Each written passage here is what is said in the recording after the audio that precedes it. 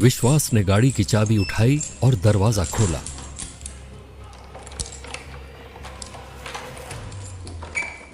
उसके सामने सुजाता खड़ी थी। उसे देख विश्वास का शरीर ठंडा पड़ गया। उसके पैर पत्थर हो गए। उसकी आंखों के सामने सब कुछ हिलने लगा। वो बेहोशी में गिरने ही वाला था कि तभी सुजाता ने आगे बढ़ के उसे अपनी बाहों में जकड़ लिया। मैं माँ बनने वाली हूँ विश्वास बाबू। हम दोनों माँ बाप बनने वाले हैं।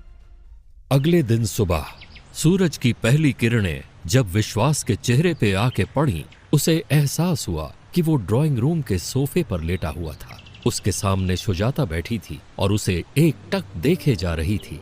विश्वास उसे अभी भी सवालिया नजरों से देख रहा था। आप कुछ बोलते क्यों नहीं विश्वास बाबू? तुम माँ बनने वाली हो, ये किसने कहा तुमसे? डॉक्टर ने। जब उसने मुझे बताया तो मैं बहुत डर गई थी कि कहीं मेरी आत्महत्या की कोशिश से मेरे बच्चे को कोई नुकसान ना हुआ हो, पर बच्चा ठीक है। आपको खुशी नहीं हो रही? कल रात क्या हुआ, तुम्हें कुछ याद नहीं? आप मुझे मारने वाले थे। जब तुमने मेरी कलीग को मारने की कोशिश की तो मैं अपने आप को रोक नहीं पाया, इसलिए मैं जब तुम्हें वापस दरवाजे पे देखा तो मुझे लगा तुम मुझे मारने के लिए आई हो। मैं आपको कैसे मार सकती हूँ? आपके सिवा मेरा है ही कौन? कल रात जो हुआ वो कल रात का सच था। आज सुबह से सब बदल चुका है। मतलब? क्या मैं जानती नहीं कि आप मुझसे कितना प्यार करते हो? आपका प्यार मुझे मौत के मुंह से वापस ले आया। कल जो हुआ वो मेरी वजह से हुआ। आपने मुझे इतना प्यार किया और मैंने क्या किया? मैं आपकी दुनिया में ठीक से रह नहीं पाई। आप पे शक करके आपकी दोस्त को चोट पहुंचाई, आपको चोट पहुंचाई। आपने जो किया वो करने के लिए मैंने ही आपको मजबूर किया था। उस वक्त मैं बहुत अकेली पड़ गई थी, डरी हुई थी। पर अब मैं अकेली नहीं हूँ। मेरे साथ मेरा बच्चा है। मैं अब बहुत खुश हूँ क्योंकि अब हम एक परिवार बनने वाले हैं विश्वास बाबू। पर तुम मुझे माफ कर पाओगी? सुजाता उठ के विश्वास के पास आई और उसके सामने जमीन पे बैठ गई। हमें अतीत को भुला के आगे देखना होगा। मैं एक अच्छी बीवी, एक अच्छी माँ बनूंगी विश्वास बाबू, और आप बहुत अच्छे पापा बनेंगे। हम अपने बच्चे के साथ हमेशा खुश रहेंगे। मैं पापा बनने वाला हूँ। सुजाता ने हाँ में सर हिलाया। विश्वास की आंखों में आंसू थे। उसने सुजाता के हाथ पकड़े। मुझे माफ कर दो सुजाता, मुझसे गलती हो गई। मुझे नहीं पता था कि तुम। आपको माफी मांगने की कोई जरूरत नहीं है। आज से हम अपनी नई जिंदगी की शुरुआत करेंगे। एक ऐसी जिंदगी जिसमें सिर्फ खुशियां ही खुशियां होंगी। विश्वास ने सुजाता को गले से लगा लिया। अब दोनों की आंखों में आंसू थे। डोरबेल सुनते ही विश्वास ने अपनी आंखें पोंछी और उठ के दरवाजा खोला। उसके सामने शिखा के पापा गुस्से में खड़े थे। उन्होंने तुरंत विश्वास का गिरेबान पकड़ा और अंदर आए। शिखा के पापा के पीछे पीछे शिखा की मां और गीता मासी भी अंदर आईं। शिखा की मां जल्दी से सुजाता के पास आई। बेटा तू ठीक तो है ना? अब मैं तुझे इस घर में एक सेकंड नहीं रुकने दूंगी।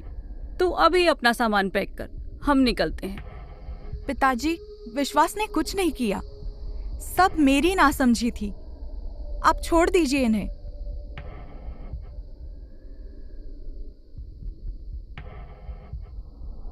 नहीं, मैं ठीक हूँ पिताजी।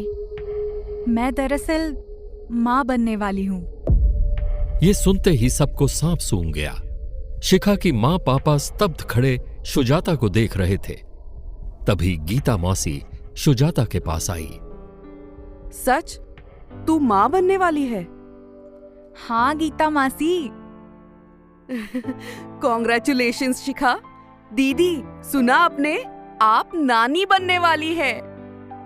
शिखा की प्रेगनेंसी की खबर सुन के सब शांत हो गए। अब माहौल में खुशी की लहर दौड़ गई। सबने मिलकर उन दोनों को बधाई दी सुजाता ने शिखा की मां और पापा को यकीन दिलाया कि वो ठीक है। शिखा के पापा ने विश्वास से माफी मांगी और कुछ ही देर में सबने साथ में नाश्ता किया। जब सब लोग जाने लगे तो सुजाता ने शिखा की मां से पूछा, माँ, आपको कैसे पता मुझे चोट लगी है? ये सवाल सुनते ही गीता घबरा गई। शिखा की मां जवाब देने ही वाली थी कि तभी गीता बोल पड़ी। वो विश्वास ने मुझे फोन किया था। ये सुन के विश्वास के माथे पे बल पड़ गए। सुजाता ने उसकी ओर देखा। आपने गीता मासी को फोन किया था? वो कल रात मैं बहुत पैनिक में था, शायद किया होगा। अच्छा शिखा, अब हम चलते हैं। गीता मासी और शिखा के मां और पापा घर से बाहर निकले। उनके पीछे सुजाता ने दरवाजा बंद किया। लिफ्ट के पास पहुंच के शिखा के पापा ने कहा,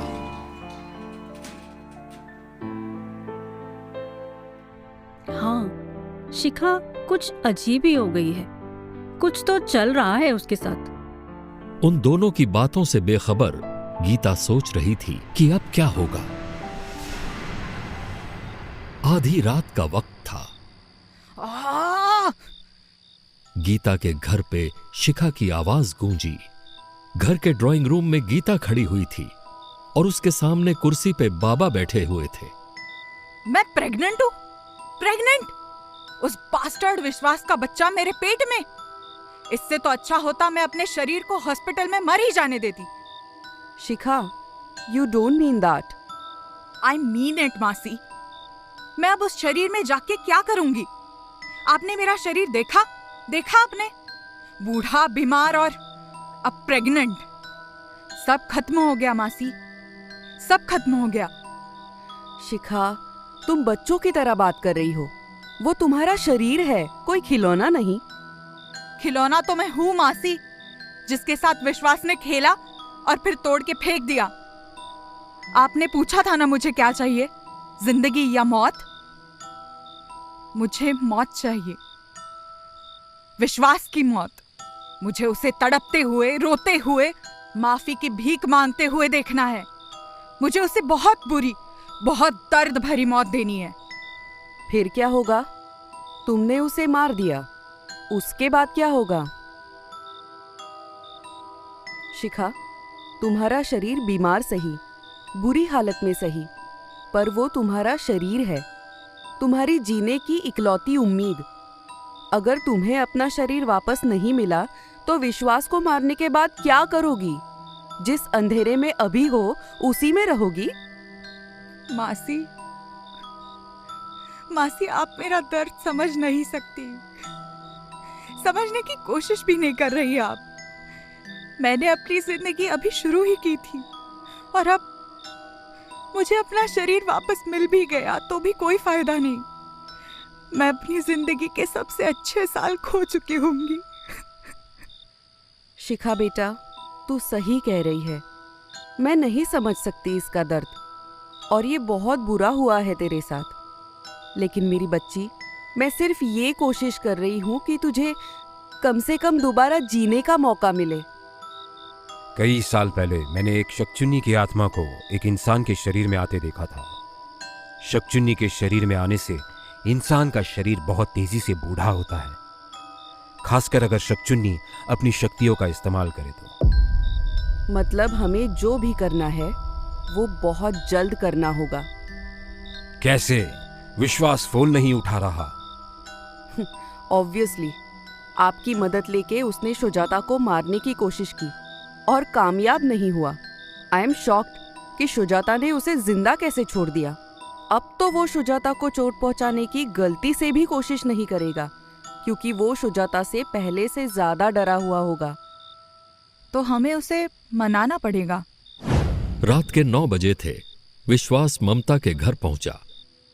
विश्वास, व्हाट्स गोइंग ऑन? कल रात इतना लेट तुम फोन किया, पता नहीं क्या बड़बड़ा रहा था, और आज सुबह से मेरा फोन नहीं उठाया, आज हॉस्पिटल नहीं आया। व्हाट? Mamata, we can't. हम अब काम के अलावा कहीं मिल नहीं सकते। हमें ये रिलेशनशिप यहीं खत्म करना होगा। लेकिन हुआ क्या है बाबा? मैं वेट,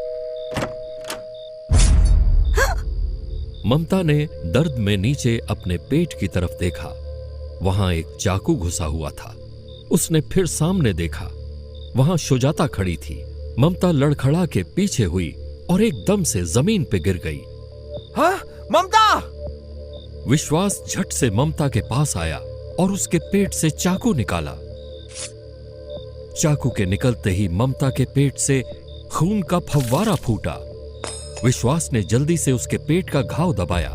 तभी सुजाता आगे बढ़ी और उसने विश्वास का हाथ पकड़ लिया। घर चलो विश्वास बाबू। सुजाता, हमें इसे हॉस्पिटल। मैंने कहा घर चलो। विश्वास सुजाता की आंखों में देख रहा था। उसका शरीर और दिमाग अब सुन्न पड़ चुके थे। जब सुजाता ने उसका हाथ खींचा, वो उठा और उसके साथ चल दिया। दोनों लिफ्ट में घुसे। 1 मिनट बाद लिफ्ट बेसमेंट में खुली। विश्वास का हाथ पकड़े सुजाता आगे चल रही थी। वो विश्वास की गाड़ी के पास जाके रुकी। फिर दोनों विश्वास की गाड़ी में बैठे और वहां से निकल गए। आधे घंटे बाद विश्वास ने गाड़ी अपनी बिल्डिंग की बेसमेंट में खड़ी की। सुजाता गाड़ी से निकली और ड्राइवर सीट के बगल में आके खड़ी हुई।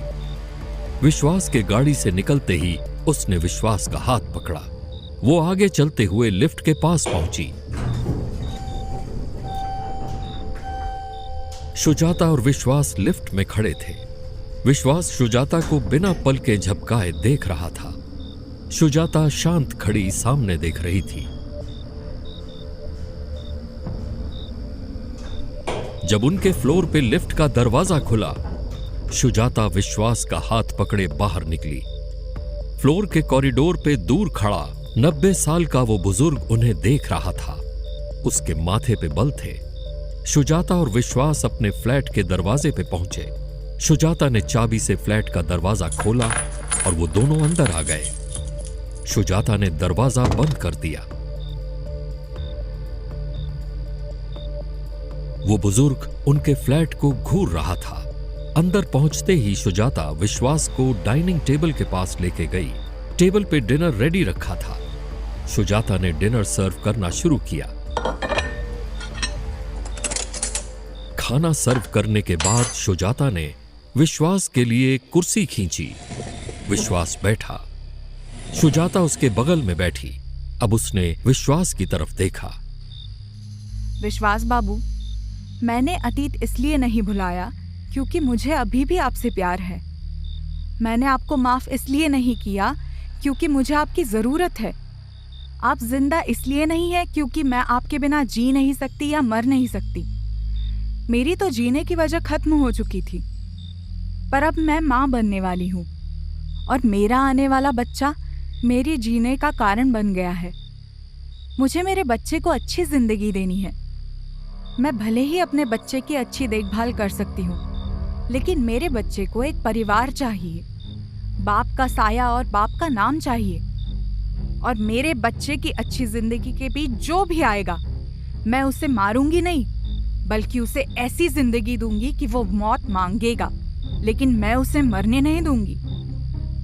मेरे बच्चे को बाप जरूर मिलेगा, चाहे वो बाप जिंदा लाश की तरह सारी उम्र बिस्तर में ही क्यों ना पड़ा हो। ये कह के सुजाता खाना खाने लगी। विश्वास उसे चुपचाप देख रहा था। रात को 3 बजे विश्वास बेड में लेटा हुआ था। उसके बगल में सुजाता सो रही थी, पर विश्वास की आंखों से नींद कोसों दूर थी।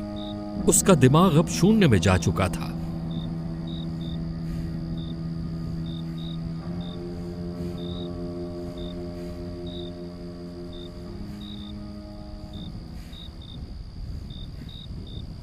विश्वास ने सुजाता की तरफ देखा। वो सोई हुई थी। उसके दूसरी तरफ उसके बगल में लेटी शिखा उसे घूर रही थी।